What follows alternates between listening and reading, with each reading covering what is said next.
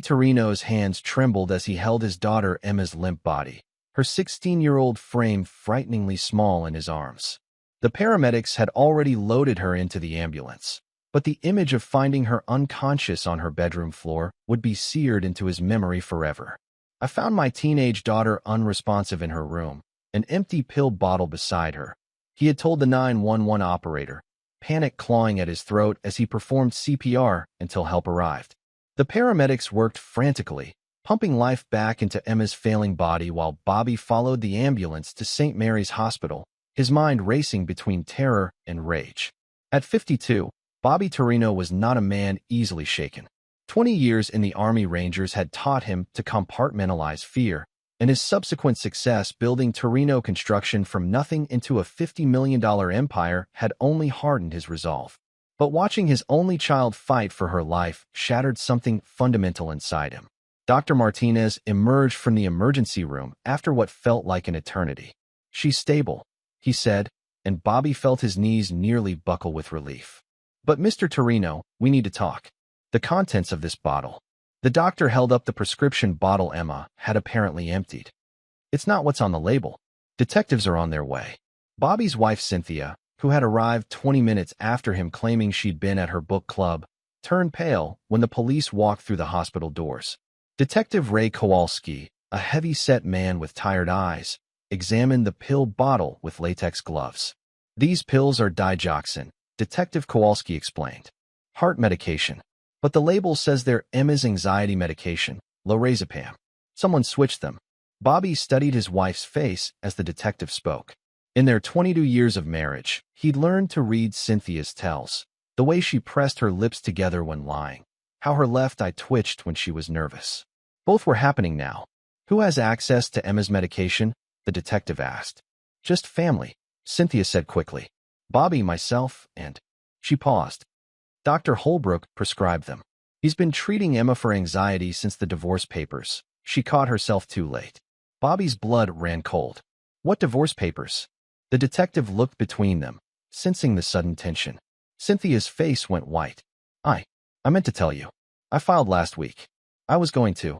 "Mr. and Mrs. Torino," Detective Kowalski interrupted. "Perhaps we should continue this conversation at the station. Someone tried to poison your daughter, and we need to understand why." As they left the hospital, with Emma stable but sedated, Bobby's mind was already working. Cynthia had filed for divorce without telling him. She knew Dr. Trevor Holbrook well enough to mention him by name.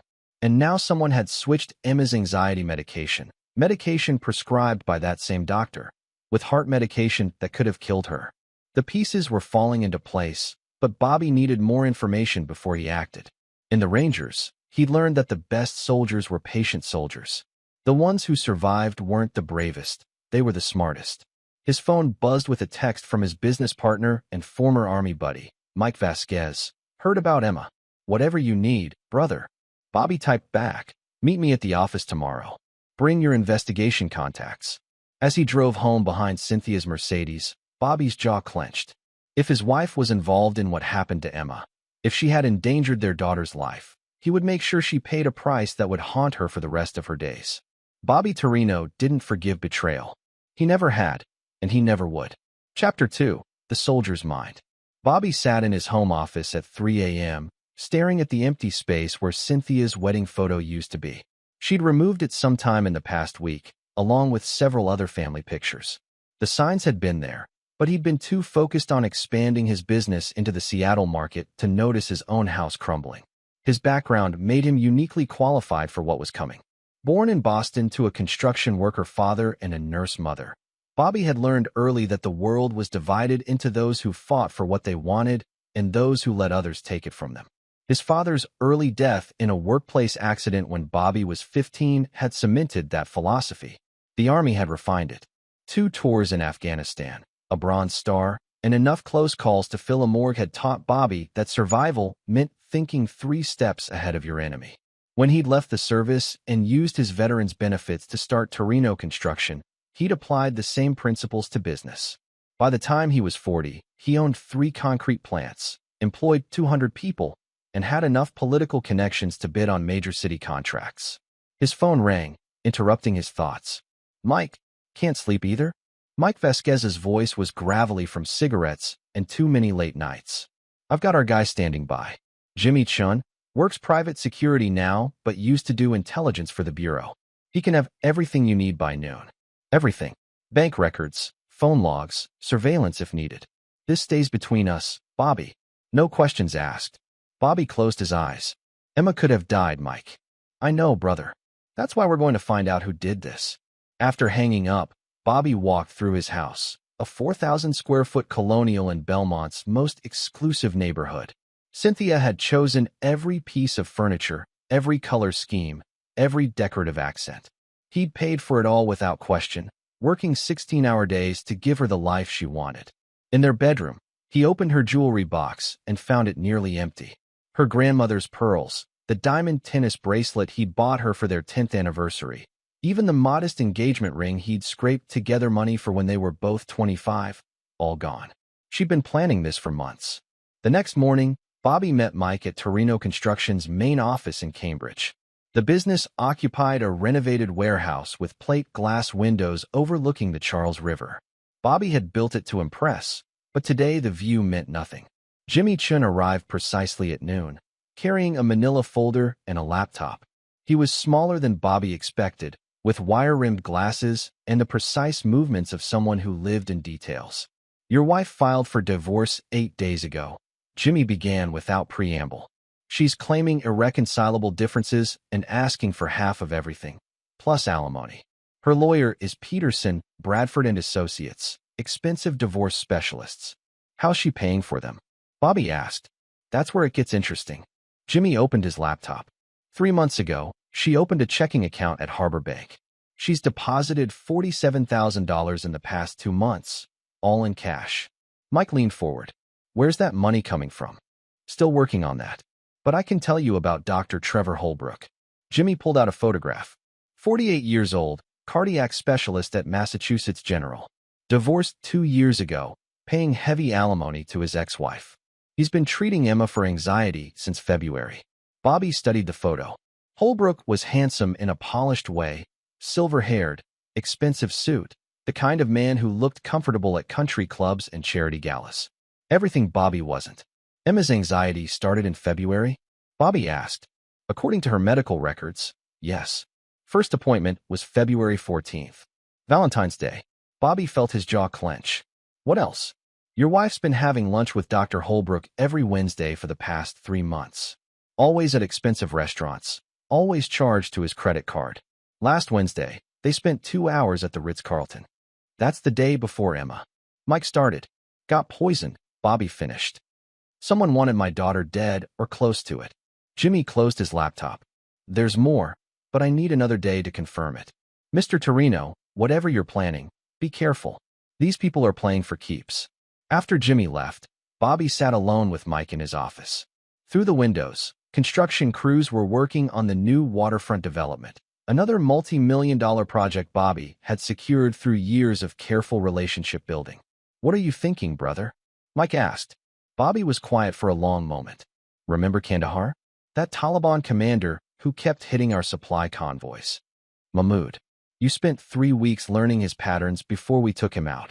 He thought he was smart. Thought he could hurt our people and fade back into the mountains. Bobby's voice was flat, emotionless. I never let anyone hurt my people and walk away. Mike nodded slowly. What do you need? Time to think. And when I'm ready to move, I'll need your help with some things that can't be traced back to us. You've got it. That evening, Bobby sat beside Emma's hospital bed. She was awake but groggy, her face pale against the white pillows. She looked so young, so innocent. The rage that had been building in his chest for 24 hours crystallized into something harder and colder. Dad, Emma's voice was barely a whisper. I'm here, sweetheart. I didn't try to hurt myself. I just took my medicine like always. Bobby smoothed her hair back from her forehead. I know, baby. Someone made a mistake with your pills. But Daddy's going to fix it. Emma's eyes fluttered closed again, and Bobby made a silent promise. Whoever had done this to his daughter would pay. Not just Cynthia and her lover. Anyone who had played a part in endangering Emma's life would learn what happened when you crossed Bobby Torino. In the Rangers, they had a saying. No enemy too strong. No place too distant. No vengeance too complete. Bobby intended to prove it. Chapter 3. The Deeper Betrayal. Bobby spent the next 3 days playing the worried husband and father, all while Jimmy Chin dug deeper into his wife's activities. The picture that emerged was worse than adultery. It was attempted murder with Emma as collateral damage. On Thursday evening, Jimmy called with the final pieces. "Your wife and Dr. Holbrook weren't just having an affair," he said.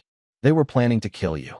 Bobby sat in his office after hours, the building empty except for the security guard downstairs. "Explain." "The digoxin that was switched with Emma's anxiety medication? It's colorless, odorless, and in the right dose, causes heart attacks that look completely natural. Dr. Holbrook's been prescribing it for himself for months, claiming chest pains. But his real medical records show a perfectly healthy heart. They were going to poison me. Gets worse. I found the real plan." Jimmy's voice was grim. "Your wife's been copying files from your home office computer for months. Business records, insurance policies, bank account information. She and Holbrook have been planning this since January." Bobby felt something cold settle in his stomach. Emma wasn't supposed to take those pills. "No. Based on their text messages, and yes, I got them. You were supposed to take them last Tuesday night. Your wife was going to put them in your evening bourbon, claim you'd been having chest pains and taking Emma's anxiety medication for stress." The bourbon. Cynthia brought him a glass every Tuesday night while he worked in his study. A tradition that had started 6 months ago, right around the time she'd become more attentive, more caring. He'd thought she was trying to reconnect with their marriage. "What about Emma's real medication?" Bobby asked. Holbrook prescribed double the normal dose of lorazepam, knowing it would make her sleepy and disoriented. The plan was for her to find your body Wednesday morning, after the digoxin had done its work. A grieving daughter discovering her father had accidentally overdosed on her medication while trying to cope with stress. Bobby was quiet for so long that Jimmy finally asked if he was still there. "I'm here," Bobby said. "Keep going. The life insurance alone is worth $8 million. Plus half your business assets, the house, everything. But here's the kicker. They weren't planning to wait for probate. Holbrook's been in contact with a buyer for Torino Construction. They wanted to sell immediately and disappear." "Who's the buyer?" "Meridian Development Group. It's a shell company, but I traced it back to Vincent Romano." Bobby knew that name. Romano was connected, not just politically, but in the old-school Boston way. He'd been trying to muscle into Bobby's territory for years, offering to partner on projects in ways that sounded more like threats. "There's more," Jimmy continued. "Your wife's been feeding Romano information about your contracts, your bids, your financial situation. The affair with Holbrook was real, but the ultimate goal was delivering your business to Romano." Bobby hung up and sat in the darkness for an hour, processing everything. His wife hadn't just betrayed their marriage. She'd sold him and their daughter to killers. Emma had nearly died because she'd accidentally taken the poison meant for him. But Emma taking those pills had saved his life and exposed the entire conspiracy. In the Rangers, they'd called that kind of luck divine intervention. Bobby preferred to think of it as opportunity. His phone buzzed with a text from Cynthia. "Emma's being discharged tomorrow. I'll pick her up." Bobby typed back, "I'll handle it. You focus on your book club." The response came immediately. "What's that supposed to mean?" "Nothing, sweetheart. Love you." The next morning, Bobby brought Emma home to an empty house. Cynthia had left early for what she claimed was a spa day with her sister. Bobby settled Emma in the living room with her favorite movies and made her lunch, playing the doting father while his mind worked through the final details of his plan. At 2 p.m., Mike arrived with a van and 3 of their most trusted crew members, guys who'd been with Torino Construction since the beginning, who owed their livelihoods to Bobby and would do anything he asked without questions. "You sure about this?" Mike asked as they stood in Bobby's driveway. "They tried to kill my daughter, Mike. They tried to kill me and hand my life's work to Romano." Bobby's voice was steady, but his eyes were arctic. "I'm not just sure. I'm looking forward to it." "What about Emma?" "She'll be at her Aunt Marie's house by 6 tonight. A sleepover that'll last as long as necessary." Bobby had learned patience in the Army, but he'd also learned that when the moment for action arrived, you moved fast and you moved decisively. Cynthia and Holbrook thought they were smart, thought they'd covered their tracks. They had no idea they were walking into a trap designed by someone who'd spent 2 decades learning how to eliminate threats. That evening, as Emma laughed with her cousins at Marie's house, completely unaware of what was coming, Bobby made his final preparations. He'd built Torino construction with his own hands, turning nothing into an empire through sheer force of will. He'd survived 2 tours in Afghanistan, multiple attempts by competitors to destroy him, and the death of his parents. He wasn't about to let a cheating wife and her lover take any of it away from him. The war was about to begin, and Bobby Torino never lost wars. He eliminated the enemy completely. Chapter 4. The Hunter's Preparation. Bobby spent Friday evenings setting the stage for what would be the most important operation of his life. Unlike Afghanistan, where the enemy could be identified by their weapons and uniforms, this war required a different kind of precision. He started with Romano. Jimmy Chin's investigation had revealed that Vincent Romano operated from a legitimate-looking office in the North End, but his real business happened in the basement of his restaurant, Giuseppe's. Bobby had eaten there twice over the years, both times leaving with the uncomfortable feeling that he was being evaluated like a piece of meat. At 10 p.m., Bobby parked 3 blocks from Giuseppe's and walked through the narrow streets of Boston's Little Italy. Romano's burgundy Cadillac sat in the restaurant's private lot behind the building, right where Jimmy said it would be every Friday night. Bobby photographed the license plate and memorized the vehicle's exact position. From his pocket, he pulled a small device that Jimmy had acquired through channels that didn't officially exist. The GPS tracker was military-grade, designed to be undetectable for months. Bobby slipped it under Romano's rear bumper in less than 30 seconds, then walked away without looking back. Saturday morning brought phase 2. Bobby arrived at Emma's soccer game an hour early, scanning the parking lot until he spotted Dr. Holbrook's silver BMW. The doctor was apparently dating another divorcee with a daughter on Emma's team, maintaining his cover as a devoted family man while plotting murder. Bobby approached the BMW casually, as if heading to his own car. The GPS tracker went under Holbrook's bumper just as easily as Romano's. But this time, Bobby added something extra, a small listening device attached to the underside of the driver's door handle. Every conversation Holbrook had in his car would now be recorded and transmitted to a secure server. During the game, Bobby sat 2 rows behind Holbrook and his new girlfriend, close enough to hear their conversation. The doctor was charming, attentive, asking questions about the woman's daughter with what seemed like genuine interest. It was a perfect performance, and Bobby realized this wasn't Holbrook's first time playing the role of concerned stepfather-to-be. After the game, as Emma celebrated her team's victory with ice cream, Bobby's phone buzzed with the first recording from Holbrook's car. He listened through an earpiece while Emma talked excitedly about her goals. Told Cynthia the timeline has moved up, Holbrook was saying to someone on his phone. Romano wants the business sale completed by next Friday. What about the husband? The other voice was electronically distorted, probably Romano himself using a voice changer. Still no idea we were discovered. Cynthia says he's been completely focused on the daughter since the hospital incident. Good. Make sure he stays distracted.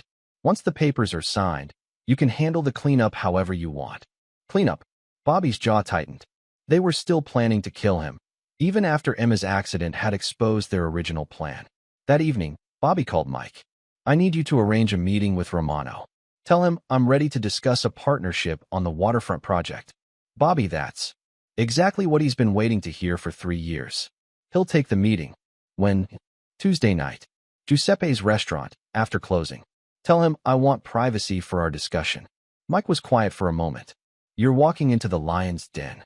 No, Bobby said, watching Emma practice her violin through the living room window. I'm bringing the lion into mine. Sunday passed quietly. Cynthia returned from her spa weekend refreshed and seemingly guilt-free, cooking Bobby's favorite dinner and asking about Emma's recovery with what appeared to be genuine concern. She was good at compartmentalization, another sign that this wasn't her first betrayal. Monday brought the final preparation phase. Bobby visited 3 different locations around Boston, each serving a specific purpose in his plan. The first was a storage facility in Revere, where he rented a unit under a false name and stored equipment that Mike had acquired through their construction contacts. The second was a marina in Charlestown, where Bobby's old Army buddy Tony Greco kept a 40-foot fishing boat that had been modified for purposes that weren't strictly legal. The third was a farmhouse in New Hampshire that Bobby had bought years earlier as a weekend retreat, but never used. Each location would play a crucial role in what was coming. Tuesday morning, Jimmy Chun delivered the final intelligence report. Romano's expecting you tonight, he said. But he's also got 4 men positioned around the restaurant, and Holbrook's planning to be there too. They're going to try to kill me tonight, Bobby said. It wasn't a question. That's my assessment. Probably make it look like a robbery gone wrong. Bobby nodded. What about Cynthia? She's supposed to be at her sister's house tonight, establishing an alibi. But I've got surveillance on her. If she deviates from the plan, you'll know immediately. That evening, Bobby kissed Emma goodbye and told her he'd be home late from a business meeting. She hugged him tight, still shaken from her hospital stay, but recovering more each day. I love you, Dad. I love you too, sweetheart. More than anything in the world. As Bobby drove toward the North End, he thought about the 22 years he'd spent building a life with Cynthia. The early years when money was tight, but they were happy. The joy of Emma's birth. The pride in watching his business grow from a single truck to an empire. All of it had been a lie. Cynthia had been waiting for the right moment to take everything, and she'd found partners who were willing to commit murder to make it happen. But Bobby Torino hadn't survived Afghanistan and built a multi-million-dollar business by being naive. He'd learned long ago that in war, the side that struck first and hardest usually won. Tonight, the war would begin in earnest. And by tomorrow morning, everyone who had threatened his daughter would understand why Bobby Torino never forgave and never forgot. Chapter 5. The Trap Closes. Bobby arrived at Giuseppe's at exactly 9 p.m., 15 minutes after the restaurant officially closed. The front windows were dark, but light glowed from the back office where Romano conducted his real business. Bobby parked in the public lot across the street, noting the positions of Romano's men just as Jimmy had described. One man sat in a dark sedan at the corner, another leaned against a building near the restaurant's rear entrance, and Bobby could see the silhouette of a third on the roof of the adjacent building. The fourth would be inside with Romano, standard protection protocol for a man who'd made as many enemies as Vincent Romano. Bobby straightened his tie and walked toward the restaurant's front door, projecting the image of a successful businessman arriving for a late meeting. He carried a leather briefcase containing financial documents that would make Romano believe the negotiation was legitimate. What Romano didn't know was that every one of those documents was fabricated, and Bobby had no intention of signing anything tonight. The front door opened before Bobby could knock. A thin man with dead eyes gestured him inside, without speaking. Bobby recognized him from surveillance photos. Carlo Benedetti, Romano's personal enforcer and rumored murderer. Mr. Torino, Romano's voice carried from the back of the restaurant. Come, come. We have much to discuss. Bobby walked through the dimly lit dining room, past tables covered with white cloths and chairs stacked for the night. The smell of garlic and wine hung in the air, mixed with something else, fear, maybe, or anticipation. Romano sat behind a large desk in his office, a heavy-set man in an expensive suit with gold rings on both hands. Dr. Holbrook stood beside him, looking nervous but determined. A second enforcer, younger than Benedetti but equally dangerous-looking, lounged near the back door. Vincent, Bobby said, extending his hand. Thanks for agreeing to meet. My pleasure, Bobby. You know Dr. Holbrook, of course. Bobby shook Holbrook's hand, squeezing just hard enough to make the doctor wince. From the hospital. Good to see you again. Yes, well, I hope your daughter is recovering, Holbrook said, his voice carefully neutral. She's doing much better. Funny thing about those pills, though. The pharmacy says they have no record of making that kind of mistake. Romano leaned forward slightly. Pharmacy mistakes happen. The important thing is she's safe. Absolutely. Bobby opened his briefcase and pulled out a folder. Shall we discuss business? For the next 20 minutes, Bobby played his role perfectly. He listened to Romano's proposal for partnership on the waterfront development, nodded at the appropriate moments, and asked questions that made him seem eager but cautious. All the while, he was counting the men, noting their positions, and calculating distances. Holbrook mostly stayed quiet, but Bobby caught him checking his watch twice. They were working on a timeline. So, Romano finally said, "Are you ready to sign?" Bobby pretended to study the contract. This partnership percentage seems low. I'm bringing all the political connections, all the established relationships with the City Planning Commission. But we're bringing the financing, Romano replied, and the protection that ensures projects run smoothly in this city. There it was, the threat delivered with a smile. I need to think about it, Bobby said, closing the folder. This is my life's work we're talking about. Romano's smile faded. I was hoping we could conclude our business tonight. Bobby, Holbrook spoke for the first time in 10 minutes. Vincent has been very generous with his offer. Some opportunities don't come twice. Bobby looked at the doctor with genuine curiosity. You know, Dr. Holbrook, I've been wondering about something. How exactly did you become involved in construction deals? Isn't your expertise in cardiology? The room went very quiet. Romano's eyes shifted to Holbrook, who was suddenly pale. I've always been interested in real estate investment, Holbrook said weakly. Right. Bobby stood up. Well, gentlemen, I'll need a few days to consider your proposal. My lawyer will want to review everything. Romano stood as well, his bulk making the movement seem threatening. Bobby, I think you're misunderstanding the situation here. Am I? This isn't really a negotiation. It's a transition plan. Your business is going to become our business, one way or another. Bobby nodded slowly. I see. And if I refuse, then you'll join the list of contractors who've had unfortunate accidents in this city. Bobby picked up his briefcase. Vincent, I think you've misunderstood something important about me. What's that? I'm not some local contractor you can intimidate. Bobby's voice was calm, almost conversational. I'm a man who spent 20 years killing people much more dangerous than you. The room exploded into motion. Benedetti reached for his gun, but Bobby had anticipated the movement. The briefcase swung in a perfect arc, catching Benedetti across the throat and dropping him to his knees. Bobby spun, grabbed Holbrook by the shirt, and slammed him against the wall before Romano could react. The pills you switched, Bobby said quietly, his forearm pressed against Holbrook's throat. They were meant for me, weren't they? I don't know what. Bobby pressed harder. My daughter almost died because of your incompetence. You put heart medication in her anxiety bottle, thinking you were going to give me a heart attack. Romano was shouting orders to his men, but Bobby had positioned himself so that Holbrook's body blocked any clear shot. The younger enforcer was moving to flank him, but Bobby had expected that too. Here's what's going to happen, Bobby continued, still speaking quietly while chaos erupted around him. You're going to tell Romano exactly how this plan was supposed to work. You're going to explain how my wife hired you to kill me and steal my business. Vincent, he's insane. Holbrook gasped. Bobby smiled. No, doctor. I'm just getting started. He released Holbrook and stepped back, pulling a small device from his pocket. With his thumb, he pressed a single button. What is that? Romano demanded. Insurance, Bobby said. Gentlemen, you've been broadcasting this entire conversation to the FBI. The lie was perfect. All three men froze, their minds racing through everything they'd said in the past 30 minutes. Romano had explicitly threatened Bobby's life. Holbrook had been caught in the lie about his involvement. They'd revealed enough to destroy them both. But Bobby wasn't done. Of course, he continued, there's always the possibility that the recording could disappear. These things happen with technology. Romano's eyes narrowed. What do you want? Bobby straightened his tie again.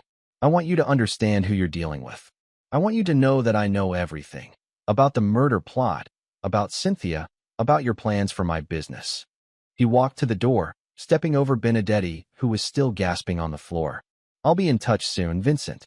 We'll discuss new terms for our relationship. Bobby left the restaurant without looking back, knowing that Romano wouldn't try to stop him. Not yet. The man needed time to think, to figure out what Bobby really knew and what he planned to do with the information. What Romano couldn't know was that Bobby had never intended to negotiate. This had been reconnaissance, a chance to look his enemies in the eye and let them know that war had been declared. Tomorrow, the real operation would begin. And unlike Romano and Holbrook, Bobby Torino had never lost a war. Chapter 6. The Reckoning Begins. Bobby drove home through the quiet streets of Belmont, his mind already shifting to the next phase of his plan. The meeting with Romano had served its purpose. His enemies now knew they were exposed, which would make them desperate and prone to mistakes. Cynthia's car was in the driveway when he arrived, though she was supposed to be at her sister's house. Bobby parked and checked his phone. Jimmy Chin had sent 3 messages in the past hour. Cynthia left her sister's at 8:47 p.m. She's at Holbrook's condo now. Romano's men are moving. They're scared. Bobby smiled. Fear made people predictable. He entered the house quietly and found Cynthia in the kitchen, pacing while talking on her phone. She ended the call quickly when she saw him. How was your meeting? She asked, her voice strained. Productive. Romano and I came to an understanding. Oh, what kind of understanding? Bobby moved to the refrigerator and pulled out a beer, taking his time. The kind where everyone knows exactly where they stand. Cynthia's left eye twitched. Bobby, I need to tell you something. About the divorce papers you filed? I already know. Her face went white. How did you? Or about Dr. Holbrook? I know about that too. Cynthia sat down heavily at the kitchen table. Bobby, I can explain. Can you explain why Emma almost died? That was an accident. The pharmacy made a mistake with her prescription. Bobby set his beer down and walked to where she sat. Cynthia, I know about the digoxin. I know it was meant for me. I know about Romano and the plan to sell my business. Tears started flowing down her cheeks, but Bobby felt nothing. The woman he'd loved for 22 years had tried to murder him and had nearly killed their daughter in the process. It wasn't supposed to happen like that, she whispered. Emma wasn't supposed to take those pills. But I was. Cynthia nodded, still crying. Trevor said it would be painless. Like a heart attack. You've been working so hard, so stressed. And then you'd sell everything to Romano and disappear with your new boyfriend. We just wanted to start over. You've been distant for years, Bobby. Always working, always building something bigger. I felt like I didn't exist anymore. Bobby knelt down so they were eye level. So you decided to kill me. It wasn't like that. It was exactly like that. His voice was quiet, controlled. You tried to murder me, and you almost killed our daughter instead. Cynthia's phone buzzed. She glanced at it instinctively, and Bobby saw the name on the screen. Trevor. Answer it, Bobby said. What? Answer the phone, Cynthia. Put it on speaker. With shaking hands, she accepted the call and activated the speaker function. Cynthia. Thank God. Holbrook's voice was panicked. We have a problem. He knows everything. Trevor, Bobby's here. What? Why are you at the house? You're supposed to be at your sister's. Bobby took the phone from Cynthia's hand. Hello, Trevor. The silence stretched for nearly 10 seconds. Bobby. Holbrook's voice was carefully controlled now. I think there's been some misunderstanding. No misunderstanding. You tried to poison me with heart medication. You almost killed my daughter. You've been planning to steal my business and my life. That's not.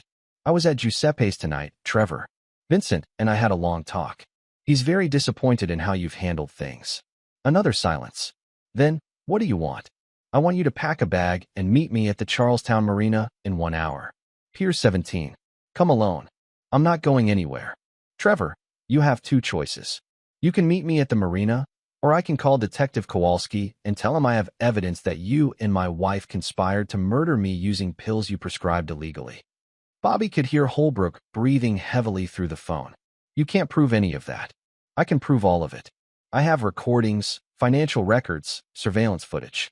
The only question is whether you want to resolve this privately or publicly. What about Romano?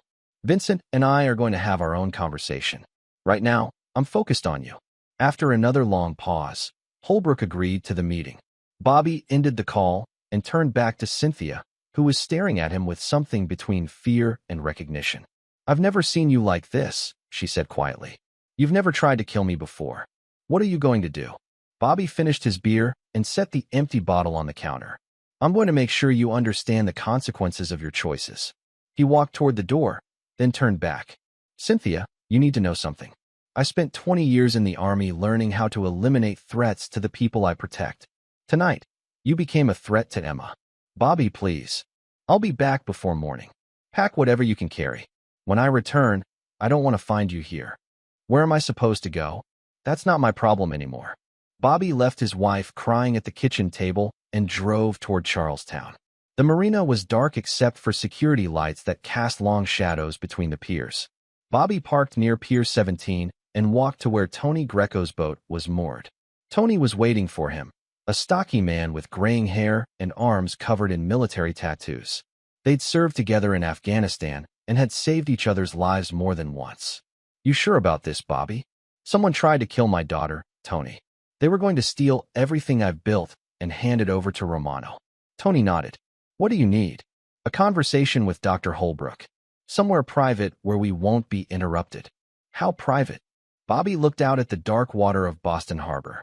Private enough that he understands this isn't a negotiation. Holbrook arrived 20 minutes later, driving his BMW and looking like a man walking to his execution. Bobby watched from the shadows as the doctor parked and walked nervously toward Pier 17. "Dr. Holbrook," Bobby called out. "Over here." Holbrook approached slowly, his expensive shoes clicking on the wooden pier. "Bobby, we can work this out. Whatever you think you know." "I know everything, Trevor. The question is what you're going to do to make it right. What do you want? Money? I can transfer." Bobby stepped closer. "I want you to understand something very clearly. You tried to murder me. You almost killed my 16-year-old daughter. And you thought you were going to walk away with my wife and half my fortune. It wasn't supposed to happen like that. But it did happen. And now you're going to pay for it." Tony appeared from behind a shipping container, moving silently despite his size. Holbrook spun around, finally understanding that he'd walked into a trap. "Bobby, please, we can." "No," Bobby said quietly. "We can't." The reckoning had begun, and Dr. Trevor Holbrook was about to learn what happened when you threatened Bobby Torino's family. Some lessons, Bobby had learned long ago, could only be taught once. Chapter 7. The Price of Betrayal. Dr. Trevor Holbrook found himself on Tony Greco's boat 20 minutes later, his hands zip-tied behind his back and his expensive suit torn from the struggle on the pier. Bobby sat across from him in the boat's small cabin while Tony piloted them into the dark waters of Boston Harbor. "Where are you taking me?" Holbrook's voice was high with panic. "Somewhere we can have an honest conversation," Bobby replied. He pulled out a waterproof bag containing Holbrook's phone, wallet, and keys. "Let's start with your phone password." "I'm not giving you." Tony appeared in the doorway holding a pair of bolt cutters. "Doc, my friend here asked you nicely." Holbrook's eyes widened as he understood his situation. 7311, he whispered. Bobby unlocked the phone and began scrolling through text messages. "Interesting. You and Cynthia have been planning this since January. Bobby's insurance policy will set us up for life. Romano's offering $3 million for a quick sale. The digoxin should work within 72 hours. He looked up at Holbrook. "You really thought you were smart, didn't you?" "It wasn't my idea. Cynthia approached me. She said you were abusive, that she was afraid." "Afraid of what?" "That I'd find out she was stealing from me." Holbrook's confusion was genuine. "Stealing?" Bobby showed him bank records on the phone. $47,000 in cash deposits over 2 months. "Money you gave her. Where did you get that much cash, Trevor?" I don't understand." "Cynthia said she needed money for lawyers, for protection from you." "The money came from Romano, didn't it? Payment for delivering my business to him." "No, that money was mine. I sold some investments." Bobby backhanded him across the face, the sound sharp in the small cabin. "Stop lying. I know about Romano's shell companies. I know about Meridian Development. You were the go-between, weren't you?" Holbrook's nose was bleeding now. "You can't prove any of this. And even if you could, kidnapping me isn't going to solve your problems." "Who said I kidnapped you?" Bobby showed him the phone again. "According to your text messages, you're meeting a patient's family about a medical emergency. You told your answering service you'd be unavailable until morning." The boat's engine shifted to idle. Tony called down from the wheelhouse. "We're here, Bobby." Bobby climbed up to the deck and saw they were anchored in a secluded cove near Thompson Island, far from any boat traffic or curious observers. The lights of Boston glowed in the distance, but out here they were completely alone. Tony joined them in the cabin, carrying a toolbox that clinked ominously when he set it down. "Dr. Holbrook," Bobby said, settling back into his chair, "I'm going to tell you exactly what's going to happen. First, you're going to transfer every penny of Romano's money back to its original accounts. Second, you're going to write out a detailed confession about the murder plot. Third, you're going to disappear from Boston and never contact my wife or daughter again." "And if I refuse?" Bobby nodded to Tony, who opened the toolbox and pulled out a pair of surgical pliers. Tony here spent 6 years as a combat medic. He knows exactly how much pain the human body can endure before permanent damage occurs. Holbrook's face went gray. "You can't do this. I'm a doctor. People will look for me. Actually, people are already looking for you." Bobby held up a newspaper. Tomorrow's headline: "Prominent cardiologist vanishes after financial scandal. Seems you've been stealing from the hospital's charity fund and gambling the money away." "That's not true. It will be by morning. Jimmy Chun is very good at creating evidence. By the time your body is found, if it's ever found, everyone will believe you killed yourself rather than face the shame of exposure." Tony tested the pliers, making them snap loudly. Should I start with the fingers, Bobby? Or maybe the toes? Wait. Holbrook was hyperventilating now. I'll do whatever you want. Just don't hurt me. Bobby pulled out a laptop computer. Banking website is already loaded. Start transferring. For the next hour, Bobby watched as Holbrook systematically returned every payment he'd received from Romano. Nearly $200,000 moved back to various accounts, erasing the financial trail of the conspiracy. Now the confession, Bobby said, opening a legal pad.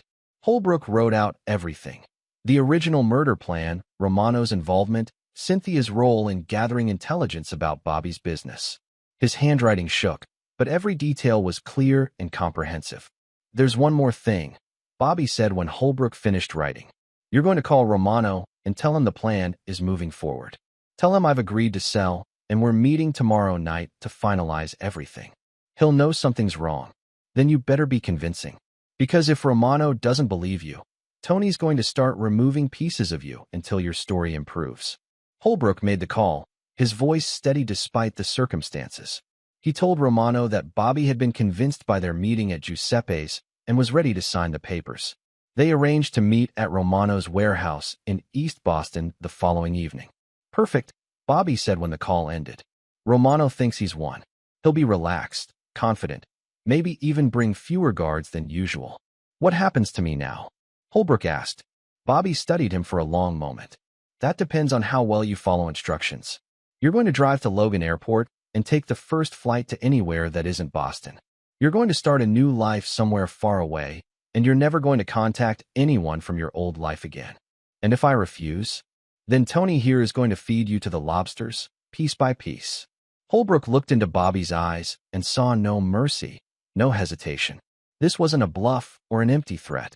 This was a man who had killed before and would kill again to protect what was his. I'll disappear, he whispered. Good choice. An hour later, they were back at the marina.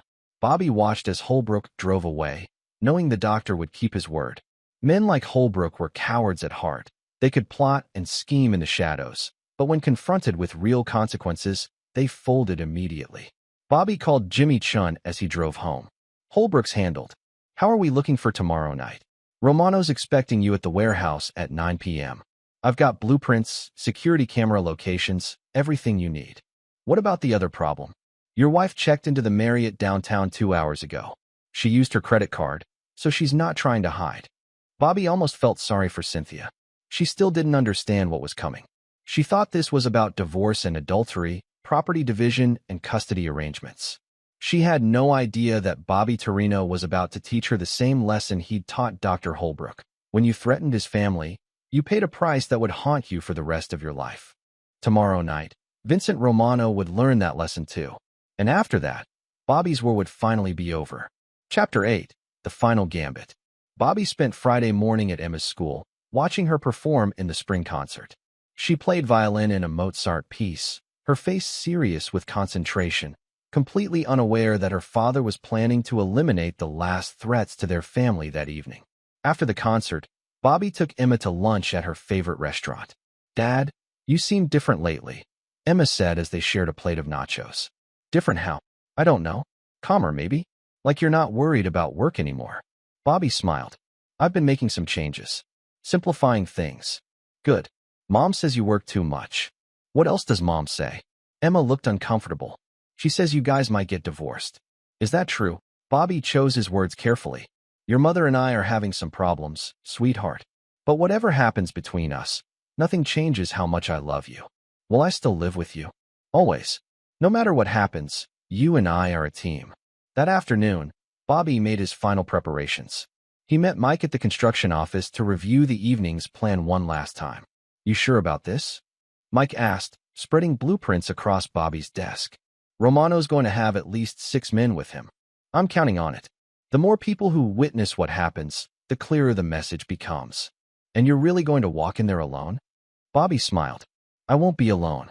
I'll have the best backup in the world. At 6 p.m., Bobby drove to the warehouse district in East Boston. Romano's operation occupied a converted shipping facility near the harbor, isolated enough for privacy, but close enough to the city for convenience. Bobby parked 3 blocks away and approached on foot, carrying the same briefcase he'd brought to Giuseppe's. Jimmy Chin's voice crackled through his earpiece. 6 men visible on thermal imaging. Romano's in the main office on the second floor. 2 guards at the front entrance, 1 on the loading dock, 1 roving patrol, 2 with Romano. Copy that. Mike, you in position? We're ready, brother. Bobby walked to the front entrance, where 2 men in expensive suits waited beside a black sedan. They searched him professionally, but found only business documents and a pen. Mr. Torino, one of them said. Mr. Romano is waiting upstairs. The warehouse floor was mostly empty except for some shipping containers and construction equipment. Bobby's footsteps echoed as he climbed the metal stairs to Romano's office, a glass-walled space overlooking the work floor. Romano sat behind a massive desk, flanked by 2 enforcers Bobby didn't recognize. A stack of legal documents waited on the desk, along with an expensive bottle of scotch and 3 glasses. Bobby, Romano stood with open arms. Come in, come in. Tonight we celebrate our new partnership. Vincent, good to see you again. Please sit. Have a drink. We have much to celebrate. Bobby accepted a glass of scotch, but didn't drink. I have to say, Vincent, I'm impressed by your patience. Most men in your position would have acted impulsively after our conversation Tuesday night. Romano's smile faltered slightly. I don't know what you mean. Of course you do. You've been planning to steal my business for months. The murder plot, the involvement with my wife, the financial arrangements, very sophisticated. The 2 enforcers shifted closer, but Romano waved them back. Bobby, I think you're confused. Am I? Let me tell you what I think happened. Bobby opened his briefcase and pulled out a thick folder.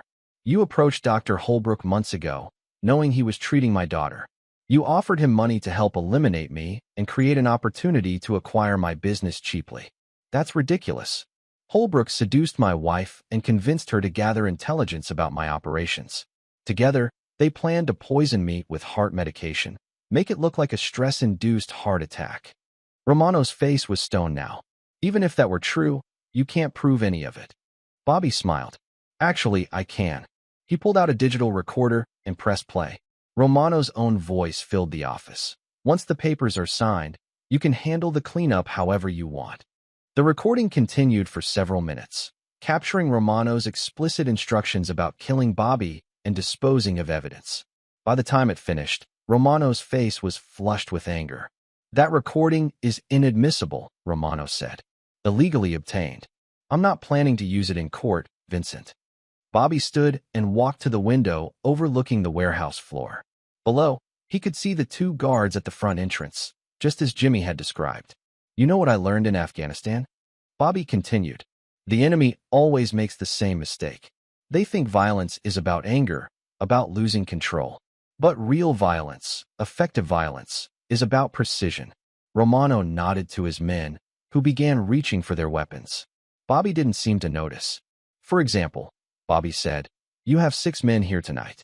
You think that gives you an advantage. It does give me an advantage. Does it? Bobby checked his watch. It's 9:15 p.m. Let me ask you something, Vincent. When did you last hear from your guards downstairs?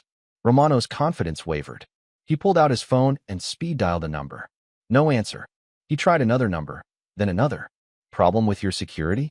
Bobby asked. What did you do? I brought better security than you did.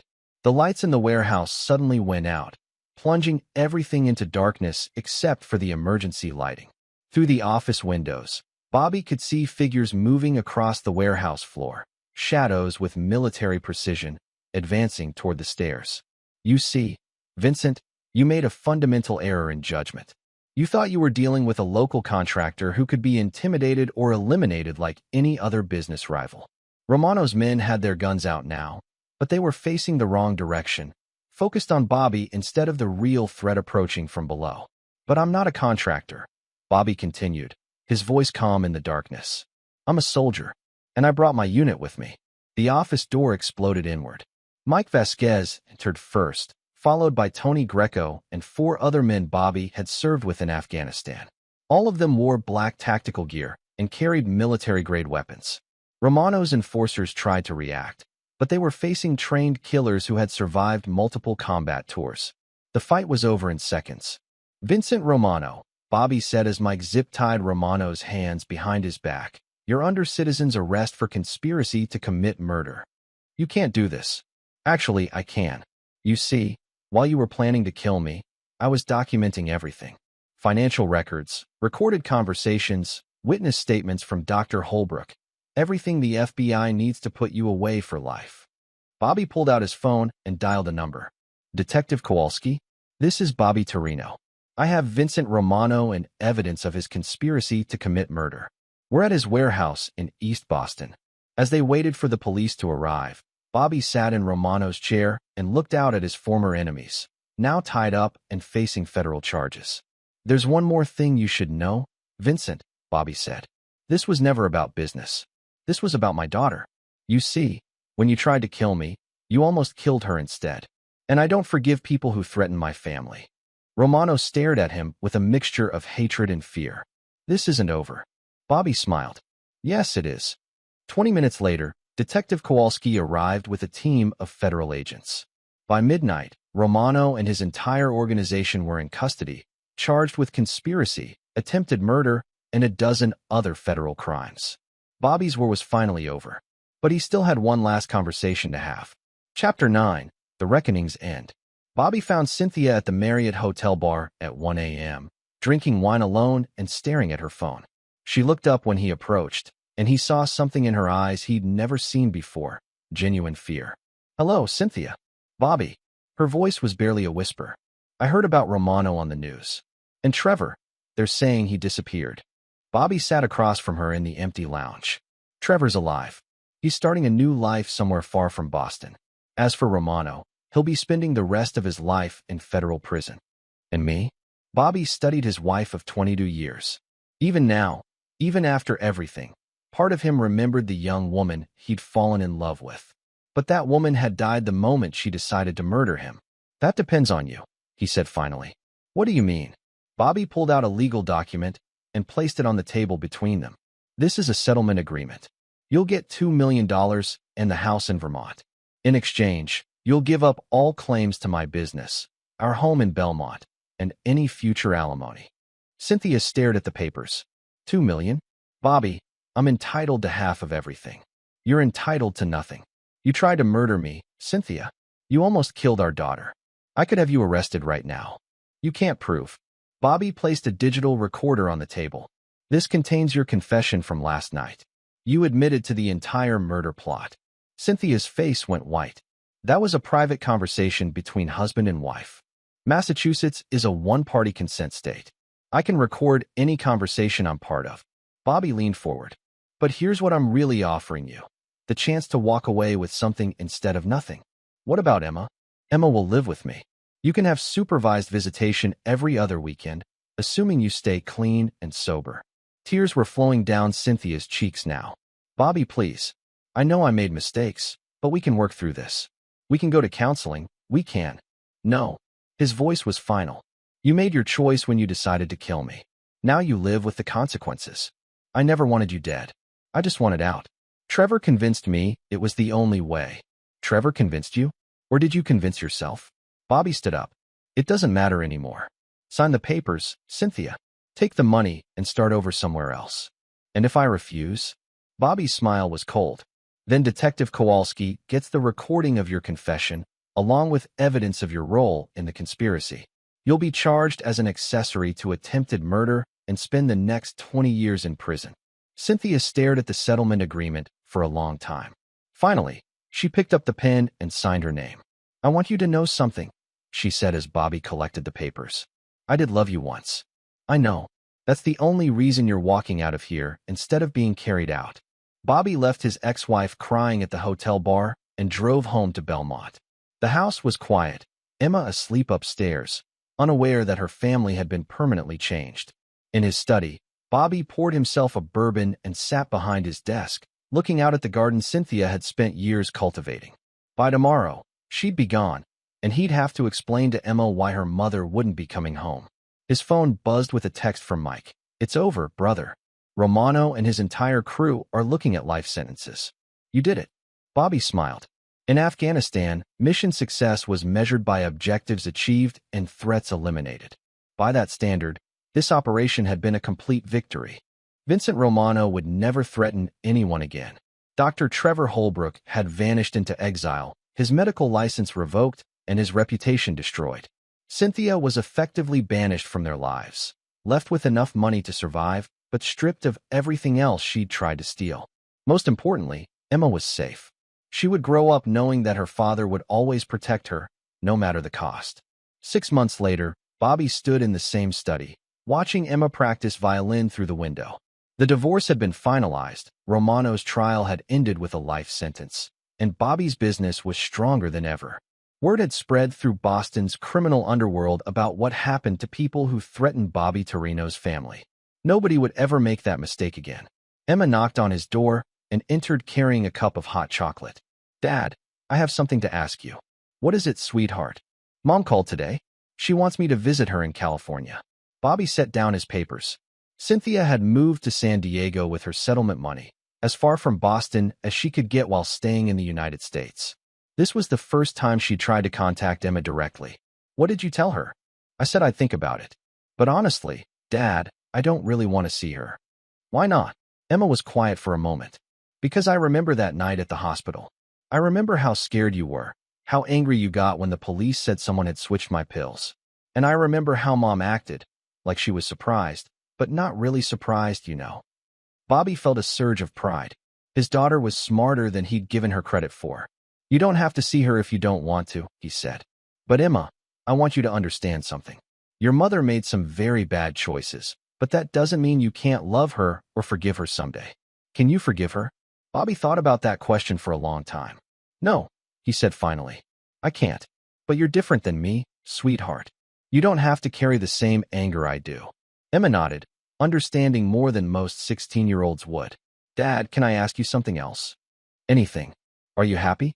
I mean really happy." Bobby looked around his study, at the family photos that now showed just him and Emma, at the business awards that represented years of hard work and sacrifice. He thought about the enemies he'd eliminated, the threats he'd neutralized, the life he'd built and protected. "Yes," he said, "I'm happy." And for the first time in years, Bobby Torino meant it. He'd learned long ago that happiness wasn't about forgiveness or second chances. It was about protecting the people you loved and eliminating the people who threatened them. Some men were builders. Some men were destroyers. Bobby Torino was both, and that made him exactly who he needed to be. The war was over. He had won.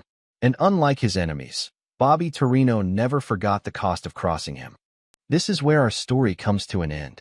Share your thoughts in the comments section. Thanks for your time.